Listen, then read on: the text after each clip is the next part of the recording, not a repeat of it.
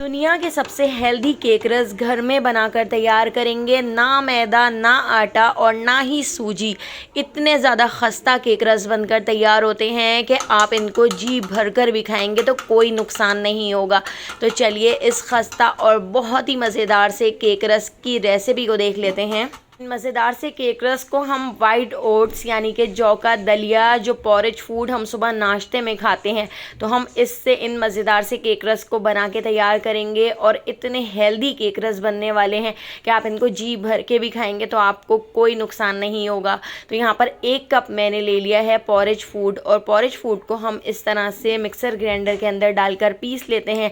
बिल्कुल बारीक इस तरह से हम इसका पाउडर बना के तैयार कर लेते हैं। अगर थोड़ा थोड़ा सा मोटा मोटा सा भी रह जाता है तो कोई मसला नहीं है, हम इसको बाद में ब्लेंड कर लेंगे। तो दोस्तों यहाँ पर मैं आपको याद दिलाती चलूँ, अगर आपको मेरी रेसिपी अच्छी लग रही है तो लाइक करना बिल्कुल भी मत भूलिएगा, और अगर रेसिपी अच्छी नहीं लग रही है तो आप इसको डिसलाइक भी कर सकते हैं। और मुझे कमेंट करके ज़रूर बताइएगा कि आप मुझे किस सिटी और किस कंट्री से देख रहे हैं, ताकि मैं आपका थैंक्स कर सकूँ।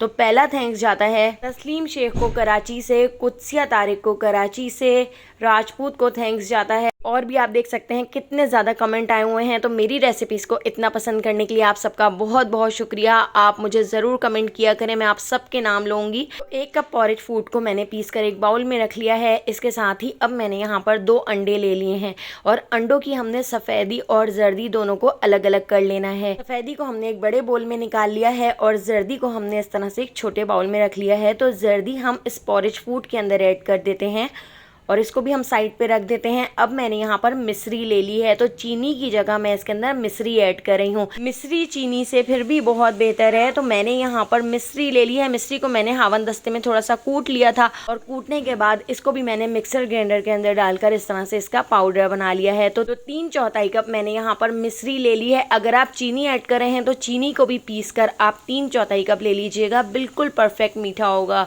तो यहाँ पर हम इसके अंदर मिश्री भी ऐड कर देते हैं। इसके साथ ही मैंने यहाँ पर 1/4 कप कुकिंग ऑयल ले लिया है, यानी कप का चौथा हिस्सा हमने इसके अंदर कुकिंग ऑयल ऐड कर दिया है।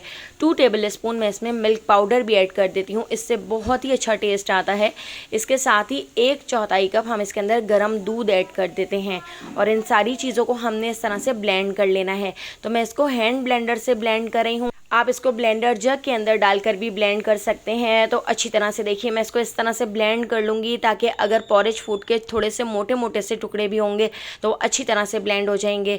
इसके साथ ही 1 टीस्पून मैंने इसमें वनीला एसेंस ऐड कर दिया है, और 1 टीस्पून ही मैं इसमें येलो फूड कलर ऐड कर रही हूँ। इससे हमारे केक रस का कलर बहुत अच्छा आएगा। ये मिक्सचर मुझे थोड़ा सा गाढ़ा लग रहा था, तो इसके अंदर थोड़ा सा नीम गर्म दूध मैंने और ऐड कर दिया है, और इसको हम अच्छी तरह से ब्लेंड कर लेते हैं। तकरीबन 2 से 3 मिनट मैंने अच्छी तरह से इसको ब्लेंड कर लिया है। आप देख सकते हैं इस तरह से इसका एक बैटर बनकर तैयार हो चुका है।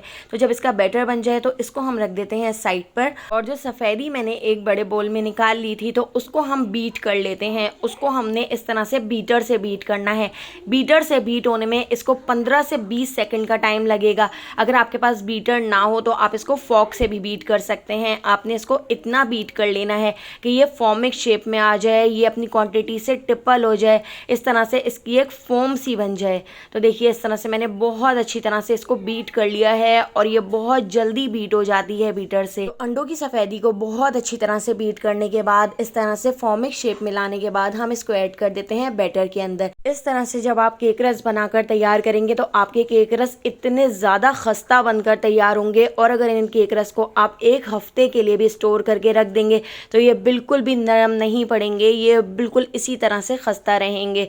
तो हमने इस तरह से अंडे की सफ़ेदी ऐड करके इसको अच्छी तरह से मिक्स कर लेना है। केक रस का कलर मुझे थोड़ा सा लाइट लग रहा है, तो मैंने थोड़ा सा इसके अंदर येलो फूड कलर और ऐड कर दिया है, और इसको हम अच्छी तरह से मिक्स कर लेते हैं। इसके साथ ही जब ये अच्छी तरह से मिक्स हो जाए तो उसके बाद 1 टीस्पून लेवल करके मैं इसके अंदर बेकिंग पाउडर ऐड कर देती हूँ, और 1/2 टीस्पून हम इसके अंदर बेकिंग सोडा ऐड कर देते हैं। तो ये दोनों चीज़ें ऐड करके इसको हम अच्छी तरह से मिक्स कर लेते हैं। तो इस तरह से देखिए बस हमने इसको मिक्स करना है, ओवर मिक्सिंग नहीं कीजिएगा, नहीं तो जो हमने सफ़ेदी का फॉर्मिक शेप में मिक्सचर ऐड किया था वो इसके अंदर घुल जाएगा। तो अब हम यहाँ पर मोल्ड भी रेडी कर लेते हैं। तो मैंने यहाँ पर 8 इंच की बेकिंग ट्रे ले ली है। मैंने यहाँ पर स्क्वायर शेप में बेकिंग ट्रे ली है। इससे हमारे केक रस बहुत ही अच्छे शेप के बनकर तैयार होंगे। इसको मैंने ऑयल से ग्रीस कर लिया था, इसके अंदर बटर पेपर लगा दिया था। अगर आपके पास बटर पेपर ना हो तो ऑयल से ग्रीसिंग करने के बाद आप मैदा स्प्रिंकल कर सकते हैं। तो मैंने यहाँ पर बटर पेपर को भी अच्छी तरह से ऑयल से ग्रीस कर लिया है और आप हमारे केक रस का बैटर चेक कर सकते हैं। इस तरह से रिबन टाइप होना चाहिए। तो इस तरह से जब आपका बैटर बनकर तैयार हो जाए तो बैटर को आपने मोल्ड के अंदर ऐड कर देना है और बाउल को भी हम अच्छी तरह से साफ़ कर लेते हैं ताकि हमारा बैटर ज़ाया ना हो। तो इसको मैं एक बार अच्छी तरह से टैप कर लेती हूँ ताकि इसके सारे बबल्स ख़त्म हो जाएं। केक रस की तैयारी करने से पहले मैंने इस पतीली को 15 मिनट पहले गर्म करने के लिए रख दिया था। इसके अंदर नमक डाल दिया था। इसके अंदर स्टैंड रखकर हम अपनी बेकिंग ट्रे इसके अंदर रख देते हैं और इसको कवर करके लो से थोड़े से ज़्यादा फ्लेम पर मैंने 30 से 35 मिनट के लिए छोड़ दिया था।